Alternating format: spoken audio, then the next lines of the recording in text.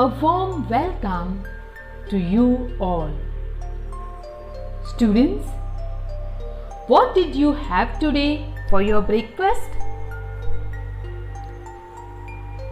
Well, that's nice. But students, do you know that having tea or coffee for our breakfast was not at all the part of Indian culture? It was introduced in India later by the British. But when? Students, for this we cannot fix any particular date because it is a process which occurred in particular span of time. People in India did not begin drinking tea or coffee one fine day. They developed a taste for it over time. It has got its own history. Students, you may have heard people say, "I find history boring because it is all about memorizing dates." Well, no doubt, at one point of time, historians were fascinated with dates. That history was centered on a particular ruler, his birth, his various victories, and so on. But now we know that history is not just memorizing dates of rulers and their achievements. As we have already seen in Standard 6 and 7, that historians write about various issues like how people earn their livelihood, what they produced and ate, how various cities were developed, and so on.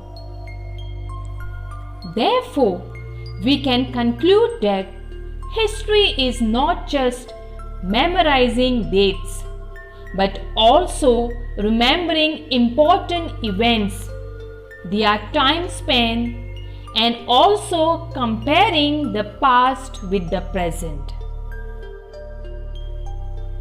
Now let us move on to our second subtopic, that is, which dates? Students, history is not all about dates, but dates do play important role. These dates depends on events. Take for example, the establishment of the British rule in India. Definitely for this event there will be a particular time span. If we change our focus of events and issues, subsequently the dates will also change. Take one more example.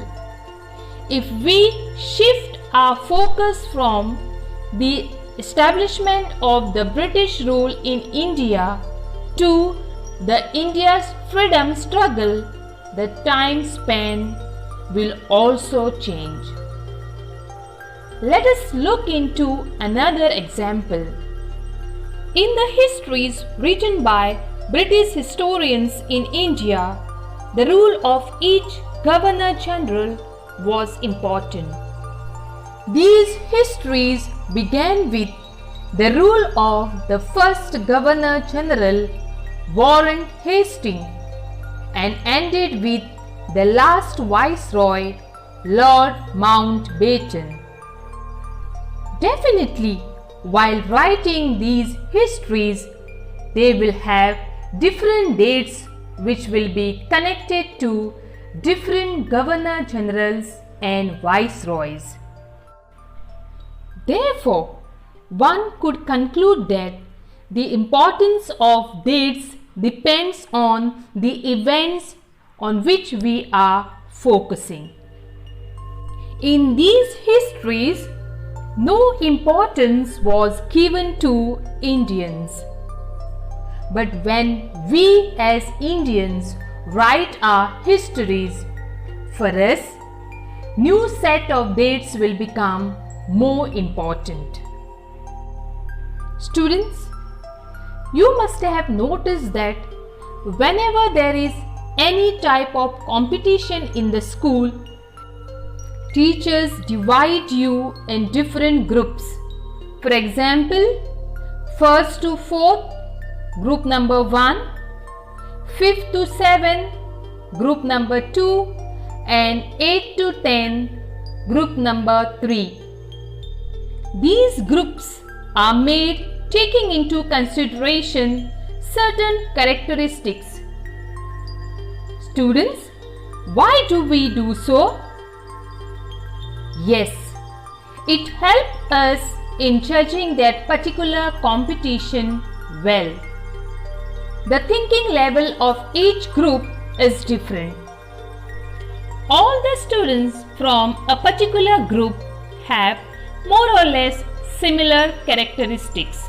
So also, while writing and studying history, historians divide history into various periods based on some specific characteristics. This helps in understanding the concept well.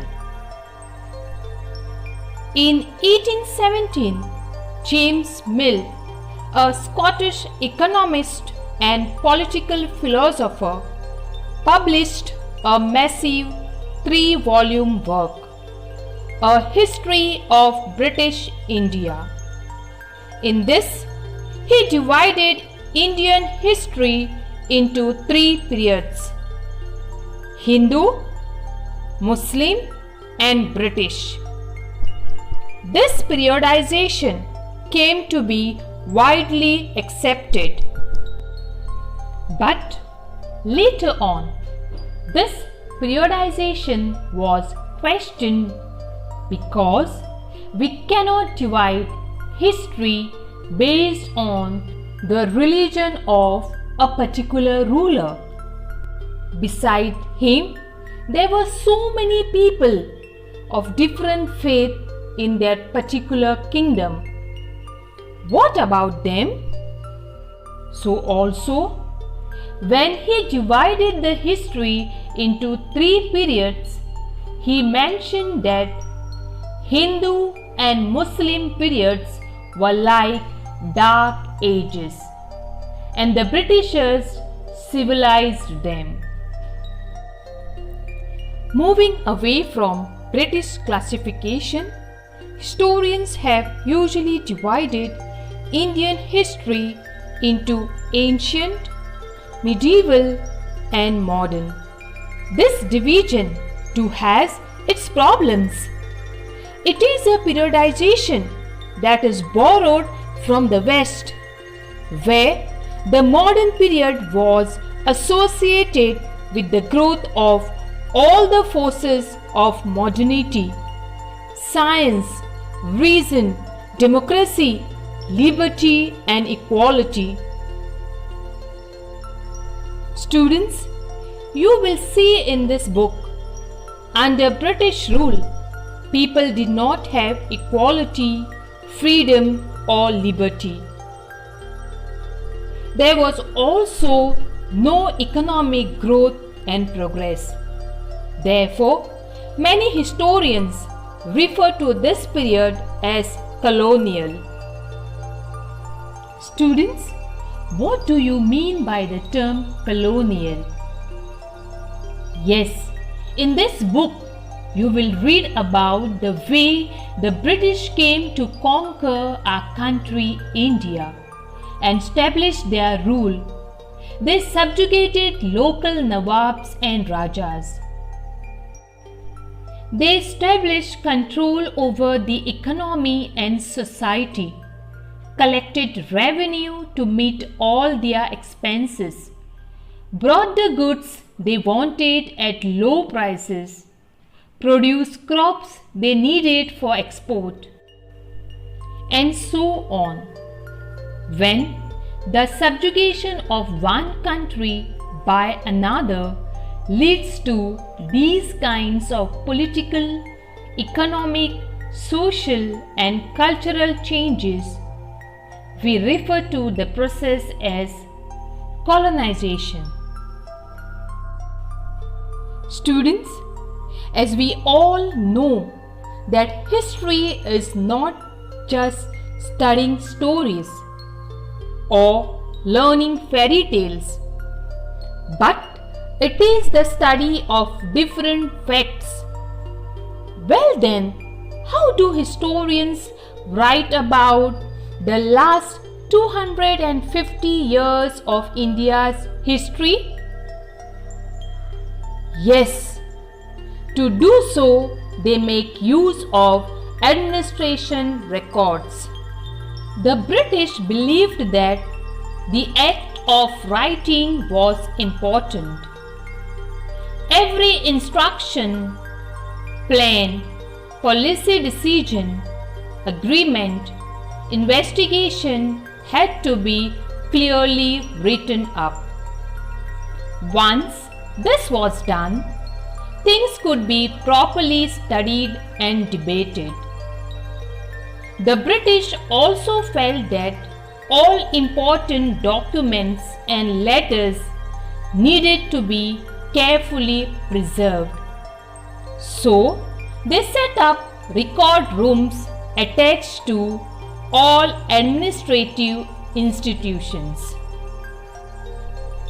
Specialized institutions like archives and museums were also established to preserve important records. In the early years of the 19th century, these documents were carefully copied and preserved. By the middle of the 19th century, with the spread of printing, multiple copies of these records were also made. The second important source to write about the history of India is survey records. The British believed that a country had to be properly known before it could be effectively administered. And to do so, by the early 19th century, detailed surveys were being carried out to map the entire country. So also, we have census operations which were held every 10 years right from the end of the 19th century. These prepared detailed records of the number of people in all the provinces of India, noting information on caste, religions and occupations. Well students, these all were the official records. They tell us what the officials thought, what they were interested in and what they wished to preserve. These records do not always help us to understand what other people in the country felt. For that, we need to look elsewhere.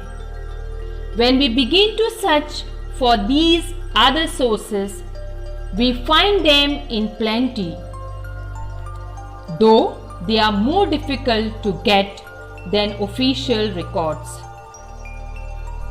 Like for example, we have diaries of people, accounts of pilgrims and travelers, autobiographies of important personalities and popular booklets that were sold in the local bazaars. All these sources, however, were produced by those who were literate. From these, we will not be able to understand how history was experienced and lived by the tribals and the peasants, the workers in the mines or the poor on the street. Getting to know their lives is a more difficult task. Yet, this year we all will enjoy learning the history of our country, India. Students, today in this lesson, namely how, when and where, we have seen these important points.